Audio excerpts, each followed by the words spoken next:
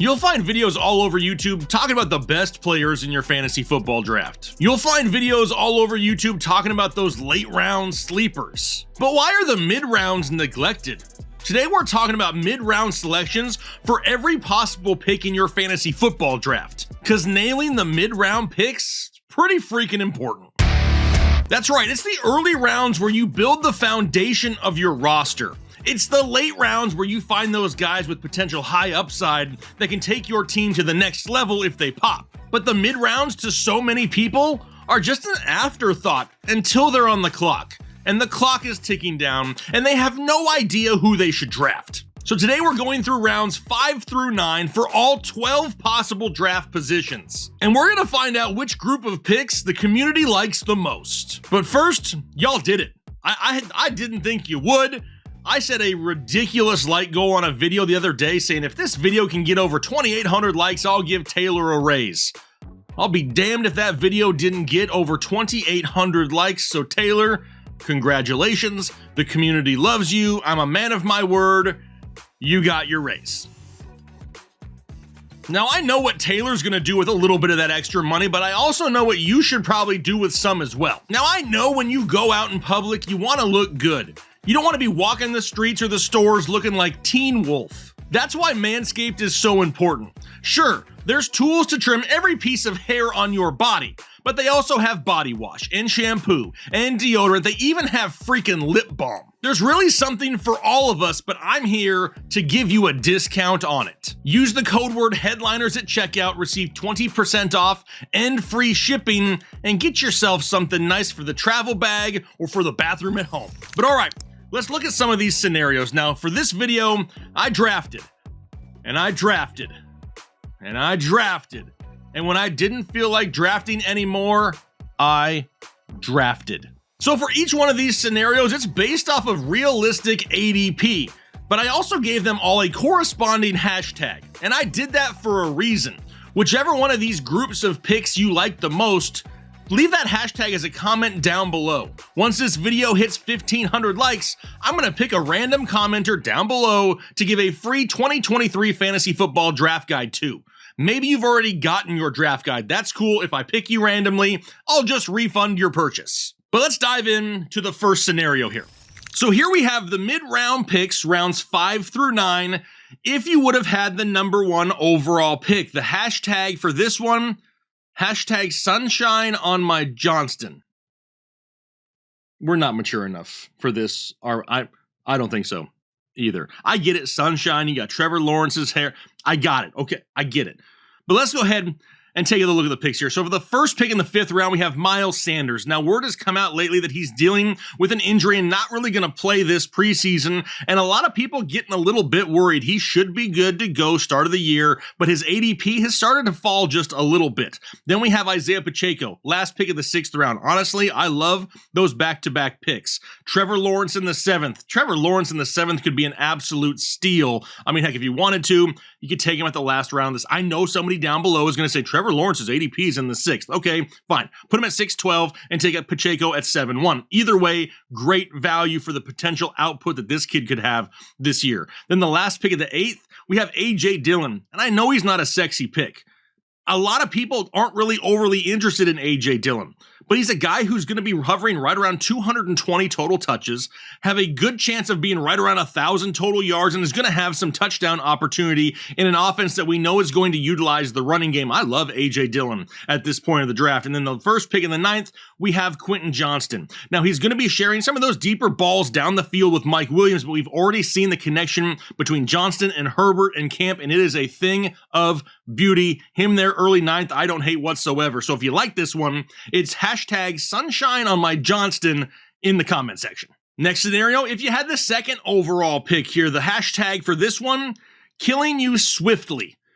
Because DeAndre Swift has killed a lot of people for multiple years, right? All right, so for the first pick in the 5th round, early 5th is Justin Fields. And a lot of people still don't love Justin Fields. They think he can't throw the football, but Most people that are saying that probably couldn't even throw a ball across their front yard. So Justin Fields is definitely in line to take a step forward. Don't forget, this is the first time in his NFL career he'll have the same offense in back-to-back years. He's had to learn a new offense for like 3 straight years. Doesn't have to worry about that right now. He should be much improved here in 2023. Then the last pick of the 6th round, we have DeAndre Swift. Is DeAndre Swift finally going to be a thing? Can he return some draft value? Because really the risk is somewhat minimal. At the end of the 6th round, I will gladly take that risk on DeAndre Swift, playing in Philadelphia, hopefully on a team that actually likes him. Now, unlike Detroit, how about the early 7th? We have Brandon Ayuk, the clear lead wide receiver in this offense, right? Maybe Debo involved in some other ways, but when we're looking at targets, it's Brandon Ayuk. And then the end of the 11th, we have Jordan Addison, the stud rookie in Minnesota, opposite of Justin Jefferson.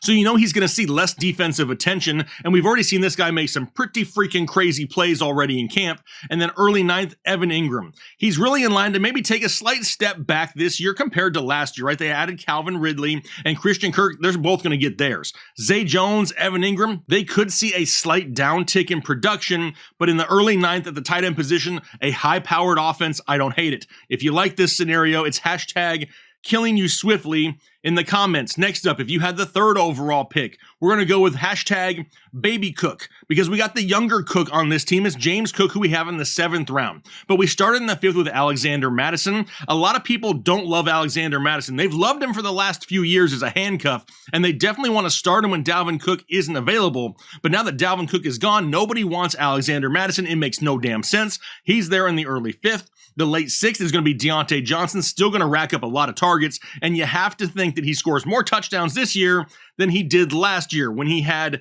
0. So definitely an option there in the 6th. The 7th, here's where James Cook is at. Flying up draft boards right now. If this guy can get 15 consistent touches a week in Buffalo, watch out. He could well outproduce this ADP. In the late 8th, this is where we have Tua. Tua would actually probably be a lot higher if there wasn't that injury concern, because a healthy Tua that plays 17 games is going to be a top 5, top 7 Tua in fantasy football. The offense is really that electric and that good. There's just that concern there about the concussions. And then the early 9th, we have Pat Freiermuth. The way I view Pat Freiermuth, more of a consistent option, right? Not a high-scoring threat, not going to kill you week to week, but it's just going to be one of those safe, reliable tight ends. You still have an offense with Deontay Johnson, with Allen Robinson, with George Pickens. I still like Calvin Austin. We have Najee Harris and Jaylen Warren in the backfield. A lot of mouths to feed in Pittsburgh, and that's why I think Pat Freiermuth is more of just a safe option, more so than a high-ceiling option. If you like this scenario, it's hashtag baby Cook down below. On to the next one, though, and this is where we have hashtag the other Herbert. Because we started off in the 5th with Cam Akers. You know I'm not a huge Cam Akers guy. I don't love the inconsistencies and the inefficiencies, and then he's getting it fighting camps. Okay, that doesn't bother me, but then we got to go on social media. He's on Twitter or X or whatever the hell you want to call it these days, still kind of instigating, like, dude, just let it go. Be a professional. I'm not overly excited for Cam Akers. The overall Rams offense after Cooper Kupp, who I still have some worries about as well. Then we have in the 6th round, Christian Watson, a boomer bust wide receiver for sure. 7th round, Mike Williams, another boomer bust type guy, because now he is sharing that work with the guy we talked about a little bit earlier in Quentin Johnston, and don't forget about Keenan Allen. Then in the 8th round, we have Khalil Herbert flying up draft boards as well. All it took was a good preseason outing, and everybody wants to crown this guy in Chicago. It's still a 3-headed backfield. If they really, really believed in Herbert, why did they bring in Foreman in free agency, and why did they draft Roschon Johnson in the NFL draft early enough to be an option? I don't hate Khalil Herbert, and for everybody that thinks I'm sleeping on him, send those notes to Chicago. I think his own team, his own franchise, is maybe sleeping on him too much. We're just sharing the information. And then in the 9th round, we got Juju Smith-Schuster, another guy that a lot of people don't love. But at this point at the draft, where you hit triple digits, to have a wide receiver that has 120-plus target upside, that's what you're really looking for late. Guys with opportunity, Juju has it. This overall scenario kind of scares me a little bit. A lot of boomer bust here, but if you love it, hashtag the other Herbert down below. We'll move on to scenario 5 here, which is hashtag so much more, because we got 2 mores in this one. The first one, DJ Moore in the 5th, and he is climbing rapidly. He's probably up into the 4th by the time this video comes out. It's happening so quick because of that connection between him and Justin Fields. DJ Moore is not reliant on the deep ball. He is not reliant on targets. He can really do everything, and don't be surprised if he actually gets a few opportunities out of the backfield this year as well. In the 6th round, we have Rachaad White. I like Rachaad White. Don't really overall love the offense in Tampa Bay now with Baker Mayfield or Kyle Trask, whichever one it may be. I just don't think there's going to be the touchdown opportunities, and he's going to be overly reliant on volume in an offense that still has Chris Godwin and Mike Evans. In the 7th round, got Dallas Goedert. Damn it, right now I'm feeling so fancy. Dallas Goedert, not a huge volume tight end, but definitely an efficient tight end and one of the best offenses. In the 8th round, we have Dak Prescott. Now, he's already come out and said, hey, I don't want to throw a lot of interceptions this year. And then he's throwing a lot of interceptions in camp. Don't let that sway you too much. Camp is where you really try new things, see what works, see what doesn't, try something a little bit different. So I don't read too much into that. Dak's still going to be a solid fantasy quarterback because I expect him to throw the ball more here in Dallas this season, maybe than we've seen in years past. And in the 9th round, Elijah Moore. He's already come out and said, hey, draft me in fantasy football if you want to win. Do I overly listen to athletes when they say stuff like that? No. Not really. I mean, we had Miles Sanders last year come out and say, don't draft me. I'm not going to be good in fantasy. And dude was like a top 12 guy, right? So we can't overly listen to these guys, but I love the situation for Elijah Moore in Cleveland so much more than I've liked his situation the past couple years with the Jets. So if you like this one, hashtag so much more in the comment section, which will take us on to scenario 6 where we have hashtag we Pickens, Chiefs, and Cooks. All right, so for the 5th round, we have Terry McLaurin, a wide receiver that a lot of people just don't seem overly interested in, but in an offense that's going to be improved, have more touchdown upside, and now a quarterback that is capable of throwing the ball deeper down the field more consistently. I still like Terry McLaurin. In the 6th, this is where we have Dalvin Cook.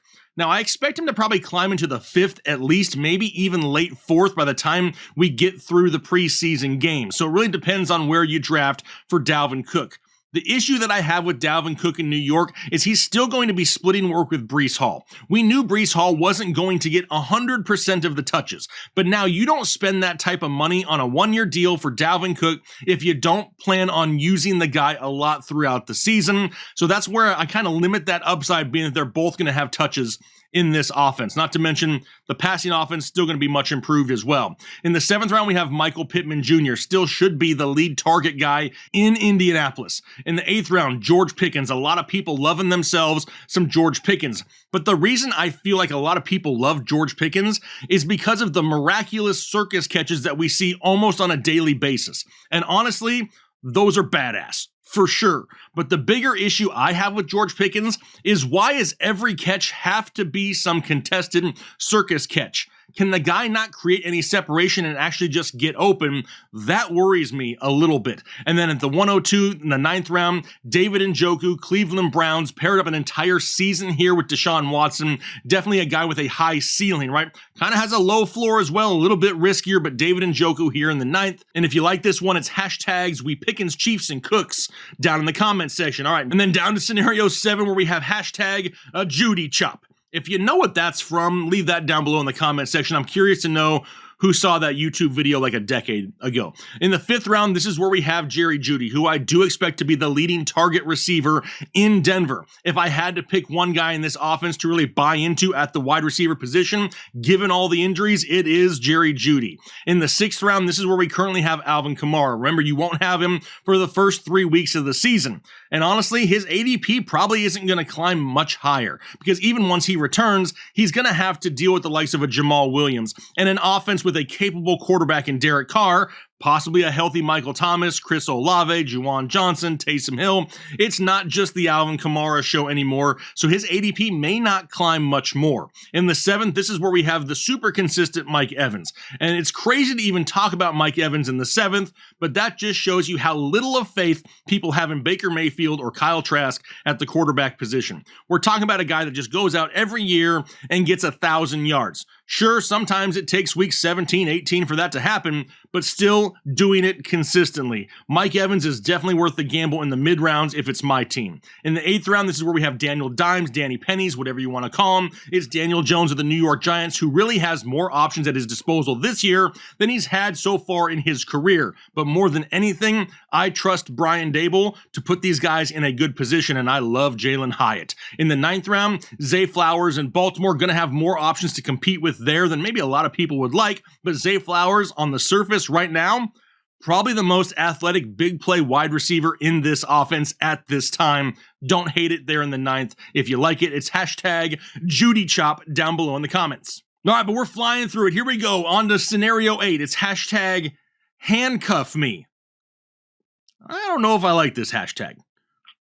We'll go with it for now, I guess. All right, so the 5th round, we have Drake London, the number 1 wide receiver in Atlanta. We really don't know what to expect from Drake London because we really haven't seen him on the field at the same time with Kyle Pitts as Desmond Ridder is the quarterback, and then we sprinkle in the whole Bijan role.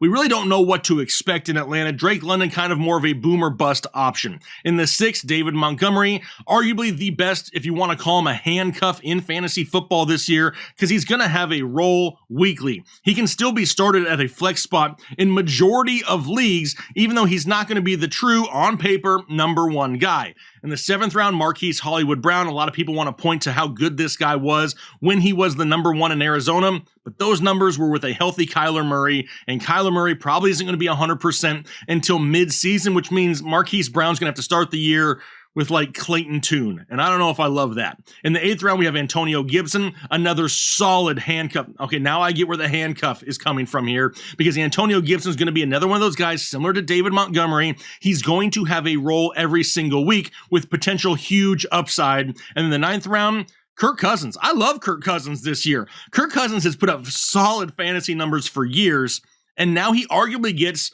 the best wide receiver 2 or 3, if you want to call him that, in Jordan Addison, that he's probably had in quite some time, because don't forget about KJ Osborne as well. Kirk Cousins could be a great fantasy quarterback if you want to wait a little bit later into the triple digits. Kirk Cousins is a solid option here, so if you like this one, hashtag handcuff me. But then we go down to scenario 9, hashtag what could be. In the 5th round, we have James Conner. We expect Conner to get all kinds of touches in this offense, an offensive line that isn't great, but is improved after selecting Paris Johnson Jr. in the draft. Great upgrade there for them. And I already mentioned that Kyler Murray probably won't be 100%, so they're going to rely on the running game. Didn't add any, well, they added Marlon Mack, and then he tore his Achilles like 2 days into being a Cardinal. So really no competition now for James Conner. In the 6th round, we got Chris Godwin, really similar to Mike Evans, right? Crazy to talk about Chris Godwin at this point in your fantasy draft.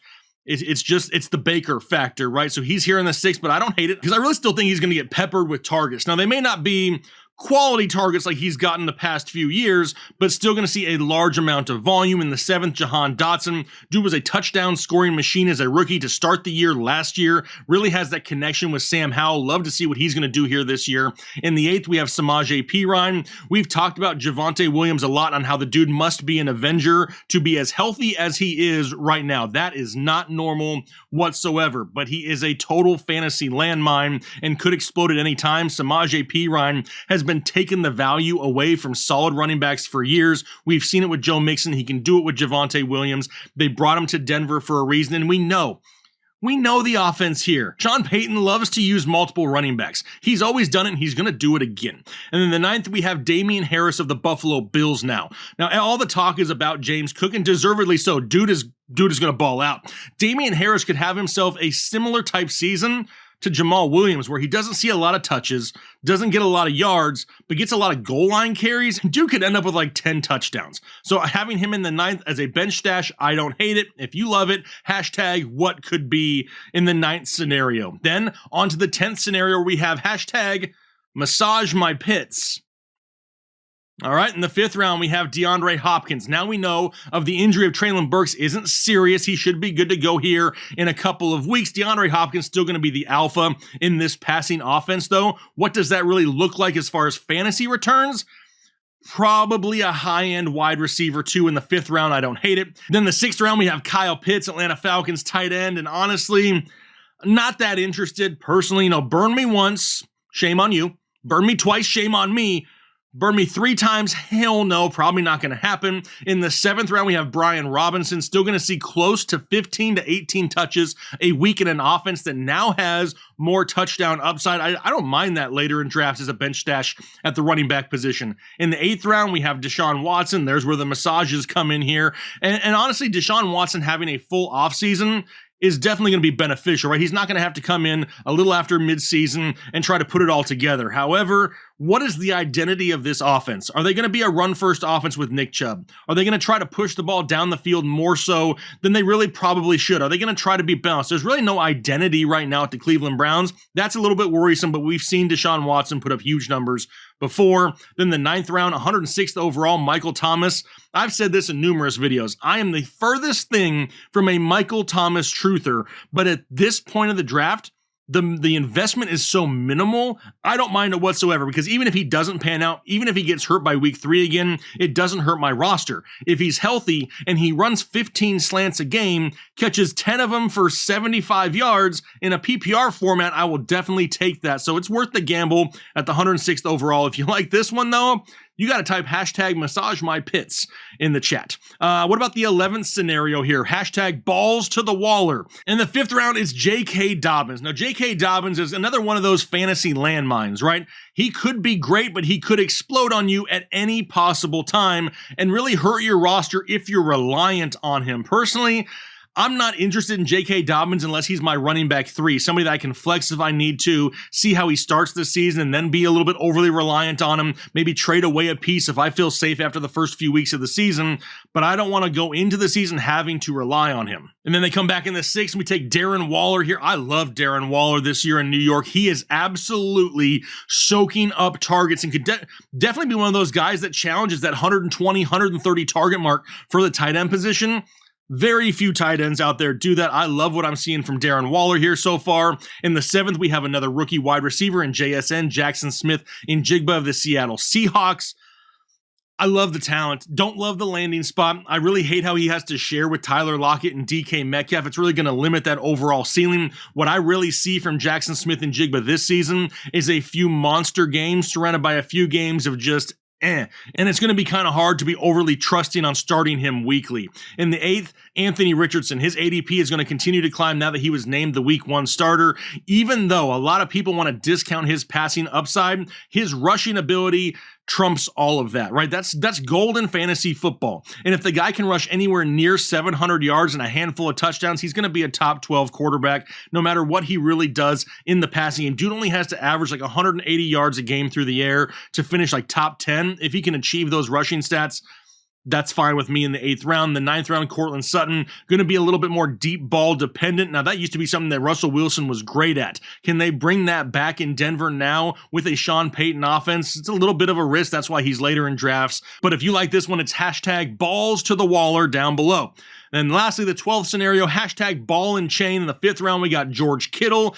George Kittle is going to be super intriguing with Brock Purdy as the quarterback for sure, right? Brock Purdy kind of struggled a little bit so far here in camp. All signs kind of pointing to it still being him to start the season, though, and that is a good thing for George Kittle. In the 6th is Tyler Lockett. We kind of just talked about him, for a second when we talked about JSN in the scenario before. They're going to have to be splitting targets more ways in Seattle, and that's not a way to have more upside. Tyler Lockett's really benefited the last few years from touchdowns, so if he loses some of those, could be a little bit of a concern, but has been nothing but a super solid wide receiver that people have overlooked for years. So he's in the 6th. In the 7th, Zeke Elliott, and he's going to start creeping up here just a little bit. I'm not overly interested in Zeke Elliott. He could be one of those guys that does go out every single week and gives you 12 touches between the tackles, and he does steal some goal line touches, but he's nothing more for me than a low-end running back 2 at best. In the 8th round, we got Gabe Davis, the boomer bust wide receiver in Buffalo. Has everybody just been a year or two early on the Gabe Davis breakout? This could be the season. In the 8th round, you're not going to be reliant on him, so I don't hate it. And then the 9th, 108th overall, Devon Achane of the Miami Dolphins, flying up draft boards as well because people actually saw his speed during a game here recently in the first week of the preseason. He's definitely somebody who's probably not going to see a whole lot of work between the tackles, but made a lot of good decisions. Has game-breaking speed in this offense. They know how to utilize speed. So if you like this one, it's hashtag ball and a chain down below in the comment section. All right, hopefully you found your favorite scenario and you left that comment down below. Once again, once this video hits 1,500 likes, I'm going to pick a random commenter to give a free 2023 fantasy football draft guide to. Looking forward to doing that. Hopefully you guys enjoyed today's show. If you did, do me a favor, hit that like button, subscribe if you haven't already. The season is right around the corner, and we're going to blow you away with in-season content to make sure you walk away with fantasy championships. But hopefully you have a great rest of your day here today, and then do your part to make the world a better place.